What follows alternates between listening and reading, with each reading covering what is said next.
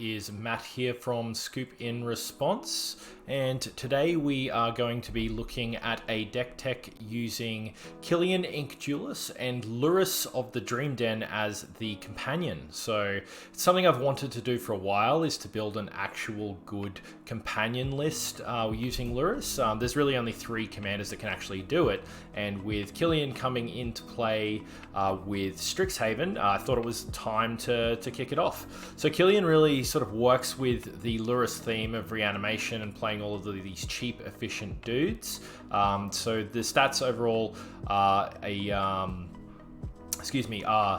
lifelink 2/2 menace, so just a really tight bear first of all, and it costs white black, and it has spells you cast that target a creature cost 2 less to cast. So really sweet, cheap, and efficient in terms of, you know, adding a few extra removal spells. We're going to have a few things that are going to target our creatures, and yeah, absolutely awesome to have a commander that's also going to take advantage of the Lurrus companion in the companion zone. So let's check out the deck.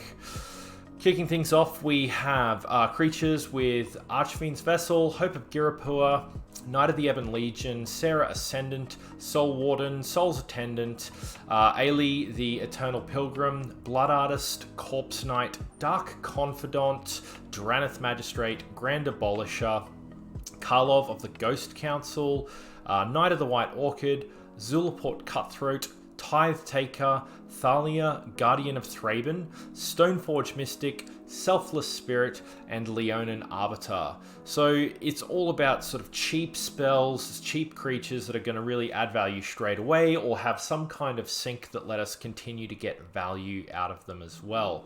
You'll notice that there's a bit of a light stacks play with this, with the Leonin Arbiter and the Thalia, the Grand Abolisher and the Drannith Magistrate, and a lot of life gain and drain and ping effects. So a lot of efficiency to be had, a lot of great targets that you want to to reanimate with Lurrus. I think that the idea of this is you want to be attacking pretty well straight away, turn 2, turn 3 onwards, gaining a whole bunch of life, and then using that to really fuel your sort of late game mana sinks and things like that. After that, we've got spells, so we've got instants and sorceries, we've got reanimate, unearth. Both of these are just to either, you know, get a big dude from your opponent's graveyard or return your Lurrus to the battlefield. We've got demonic tutor, just a straight up tutor, great card overall. Profane Command, now this is really sweet because it utilizes Killian's first ability, which basically lets us, if we target a creature, we actually get an extra 2 for free in this spell. So we can have X's 2, and it only costs 2 black, gives a creature neg 2, and then choose one of the other modes for it. Or of course we can pump a whole lot more into it as well.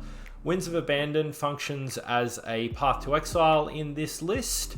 It's really sweet overall, but you know, we've got that overload clause so that we can do it to all creatures if the time is right. Agadeem's Awakening, just a mass reanimation spell, along with Immortal Servitude. So this is probably our biggest reanimator because we can basically pay 5 into this spell, and we're going to get every creature in our deck back to the battlefield, provided that someone hasn't actually Bojuka Bogged us or something like that. We've got Vindicate, just another great removal spell. It's going to be cheaper. Silver Quill Command, one of the new cards from Strixhaven. It targets creatures, it reanimates cards, it draws cards, and it has edicts. So yeah, absolutely sweet card, lots of flexibility. Yawgmoth's Vile Offering is a discounted destroy effect on a target creature or planeswalker, but we also get to put a target creature or planeswalker card from a graveyard onto the battlefield under our control. So that can be anyone's, not just ours. You know, reanimate the really big doodah that they've got in their graveyard, and you know, all of this can be done for 3 mana. Command the Dreadhorde. With all of that life gain that we get, we're going to have a whole bunch of life that we can sink into just reanimating everything, and we don't really care too much about the life lost as a result.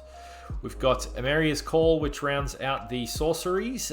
This is just a great card, much like Agadeem's Awakening in this list. You know, we want expensive spells, but we need things that go fast too, and this is just the perfect balance of those two things. Creating a whole bunch of angels is real sweet. Path to Exile, Swords to Plowshares, Mortify, Deadly Rollick, Utter End, Anguish Unmaking, Crib Swap, and Generous Gift. We've got a whole bunch of just premium removal in the list. All of it's discounted or as cheap as it can be already, and just really sweet for getting all of that combat damage in. On top of that, we've got Vampiric Tutor, just another great tutor card, and Acrobatic Maneuver, which is absolutely sweet in this list. It's a cantrip. For one, we get to flicker a creature, so get a second Stoneforge Mystic or something like that, you know, ETB, and go from there. So really sweet cards overall. Moving on to artifacts and enchantments, we have the Colossus Hammer. This is our big boy of the deck. Because of its equip cost, it can be so cheap, which is fantastic for us. It fits in our list just perfectly. We've got Commander's Plate, so this will be giving our creatures +9/+9, or the creature that's equipped +9/+9, really sweet there. Shadow Spear to get through indestructible and hexproof stuff, just awesome. Skull Clamp, Soul Ring, Wayfarer's Bauble, these are just staples. Everything we want to be under 2 mana, we want everything to have a whole bunch of efficiency. Because everything's so cheap, we're not too worried about rocks, so you know, there's more threats and less chaff in this list.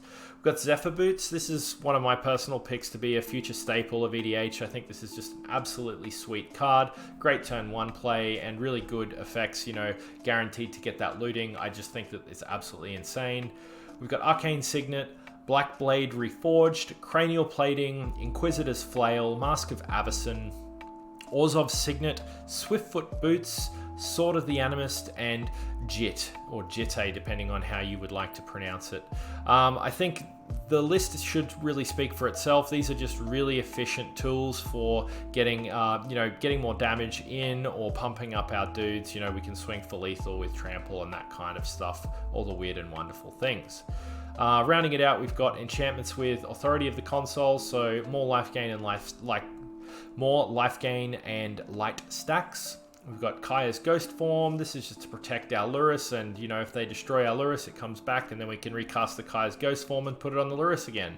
If you wanted to put, you know, sack outlets in the list, you can have a sort of infinite combo with Lurrus, Kaya's Ghost Form, and a pinger and a sack outlet. It'll continuously return the creature back to the battlefield and get a ping effect each time. Sigarda's Aid, All the Glitters, Animate Dead, Bitter Blossom, Darksteel Mutation, Phyresis, Honor the Pure, Dreadhorde Invasion, and Dawn of Hope. So we've got a bit of a mana sink with Dawn of Hope, you know, drawing a few extra cards. We've got things that buff and things that create a whole bunch of little weenies for us with Bitter Blossom and Dreadhorde Invasion. So a whole bunch of just tight plays and, you know, aggression with this deck, and I think you'll be fine. Moving on to lands, it's really basic with this stuff. We've got all of your expected basics, all of your expected fetch lands. We've got your dual lands, so your Godless Shrine. We've also included Vault of Champions. For spicy sort of important stuff, I'd say we've got Rogue's Passage to stop things from being blocked, Silent Clearing for a bit of extra card draw. Same with Castle Locthwain. We make some dudes with Castle Ardenvale. And then we've got Vault of the Archangel is really the only other one that is a bit spicy. So this is 2, a white and a black. Creatures you control gain Death Touch and Lifelink until end of turn. And that's my dogs going mental. They're going to have fun.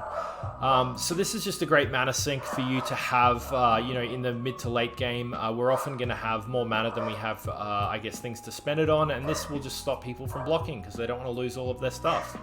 Lastly, we've got War Room, which is just great, you know, pay 2 and 3 mana to draw a card. Absolutely sweet. Oh, and we do have one more spicy one. So we have... We'll just flip this one over. Westvale Abbey, it makes dudes and then we sacrifice dudes, and it flips into the absolutely spicy Ormondale Profane Prince. So very cool card in that respect. So that's the list. I wanted to build something that was going to be really aggressive, that you could have a lot of fun with really quickly. I hate games of Commander where you can find yourself getting to turn 4 before something happens. It sort of just feels like it's a bit of a tax on turns for turns 1, 2, and 3 if you're not really doing stuff. So this kind of list, you know, you should expect to be able to start attacking from turn 2 and start making some decisions, you know, straight away on the list. Thank you so much for checking out the deck tech. I hope you enjoyed enjoyed the list.